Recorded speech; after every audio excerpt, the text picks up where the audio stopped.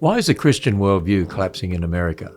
Well, if we go back in time, it wasn't that many generations ago that a very Christianized worldview, I say Christianized, not truly Christian, but Christianized worldview, and by that I mean the Judeo-Christian ethic based on the Bible, permeated America, permeated really the Western world. And so at that time, even those who were not Christian would have believed that marriage is a man and a woman, that there are only two genders, male and female, and also that abortion would be killing a human being. And of course, there was a respect for the Bible, and so therefore the Bible's morality sort of permeated people's thinking. And that fits with, the conscience that God has given us, a law that's written on our hearts as well.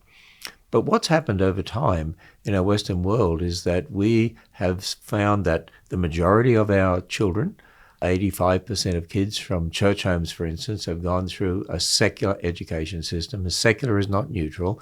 No such thing as neutrality. You're either for Christ or against. You either build your house on the rock or you build your house on the sand. So secular really means anti-God. They're going through this anti-God education system that is throwing God out, that is really taught against the Bible increasingly, or throwing the Bible out altogether, and has taught generations that they arose by natural processes, naturalism, which is atheism, in other words, the evolutionary worldview.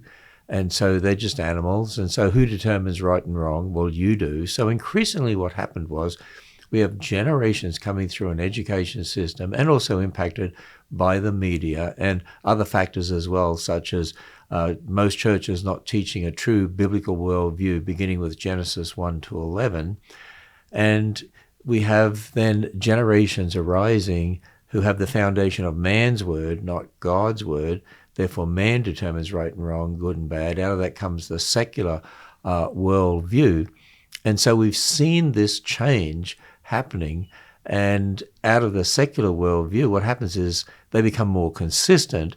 And so if they have gotten to the stage of, believing there's no God, the Bible's not true, then right and wrong is whatever you want to make it to be. It's sort of like the book of Judges. When they had no king to tell them what to do, they all did what was right according to their own eyes.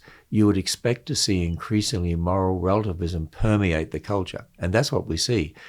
Whereas once the Judeo-Christian ethic was more dominant in the American culture, now moral relativism from the secular worldview is the dominant worldview. And that's why we see this clash, and those who hold to moral relativism look on those who are Christians as well. They are intolerant. They are the ones that give hate speech. They are the ones who are misogynist or homophobes or whatever it is. And yet it's the secularists who really are the intolerant people, because they don't want Christians standing on God's word and therefore insisting on Christian absolutes. They want everything but Christian absolutes. So you see that clash that we see in our culture.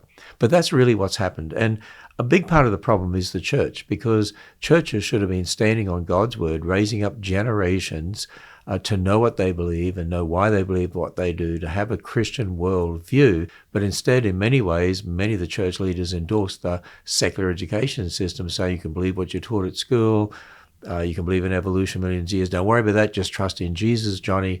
But little Johnny, over time, starts to see that, well, if the history in the Bible in Genesis is not true, how can the rest be true? And over time, there becomes this doubt that you can believe any of the Bible. And we've seen an incredible exodus from the church. It's interesting that the exodus from the church, if you go back to the 1700s, there was 75, 80% of the population in America went to church.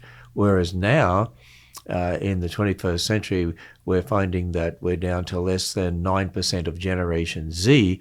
It's interesting, the catastrophic generational loss from the church has gone actually hand in hand with the increasing secularization of the culture. Because we've lost those generations from the church, they become very secularized. We let them be secularized. So now we find we have a very anti-God culture. If you'd like to see me go more in depth on this subject, well, click here to see a talk I gave at the Creation Museum about how secularists are attacking God's design for the family and what you as a Christian can do about it.